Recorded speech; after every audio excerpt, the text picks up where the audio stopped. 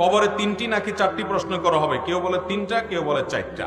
কবরে কয়টা প্রশ্ন করা হবে, 3টা নাকি 4টা? এটা নিয়ে মতপার্থক্যের কিছু নেই ভাই। কবরে মূল প্রশ্ন হবে 3টা, মান রব্বুক ওয়া মা দীনুক, এবং এই ব্যক্তি সম্পর্কে তুমি কি বলো, বা ওমান নবিয়্যুক, তোমার রবকে, তোমার দ্বীন কি, তোমার নবীকে, বা এই লোকটাকে চিনো কিনা দেখিয়ে নবী সাল্লাল্লাহু আলাইহি ওয়াসাল্লামকে বলা হবে।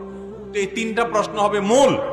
এই প্রশ্নগুলোর উত্তর দেওয়ার পর কোন কোন হাদিসে আসছে আবার জিজ্ঞাসা করা হবে যে মা আলামাকা আও মা আদরাকা, তুমি কিভাবে জানলা, তোমাকে কে বলেছে? তখন সে বলবে কারাতু কিতাবাল্লাহ, আমি আল্লাহর কিতাব পড়েছি, সেখানে পেয়েছি। অর্থাৎ জেনে শুনে বুঝে মুসলমান হয়েছে। আর যে মুনাফিক, সমাজের সবাই তালে তালে মুসলমান সাজছে।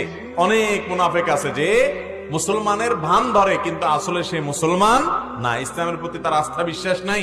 অনেক শিক্ষিত নামের এরকম মুনাফিক আমাদের সমাজে আছে। এরা যেহেতু দুনিয়াতে সবাই তালে তালে বলছে, ওখানেও তালে তালে বলবে, তখন তারা আটকে যাবে। আল্লাহ যখন জিজ্ঞাসা করবেন, বা আল্লাহর ফেরেশতা যখন জিজ্ঞাসা করবেন তুমি কোত্থেকে জানলা, বলবে যে সামিআতুন নাস ইয়াকুলু, এই টাইপের কিছু বলবে যে লোকেরা বলছে, আমি তাদের তালে তালে বলছি। এজন্য ভাইরা আমার, ইমানটাকে মজবুত করতে হবে, নেফাকি থেকে নিজেকে পরিচ্ছন্ন করতে হবে। তাহলে চতুর্থ প্রশ্নটা হবে পরিপূরক প্রশ্ন। মৌলিক প্রশ্ন কয়টা? 3টা।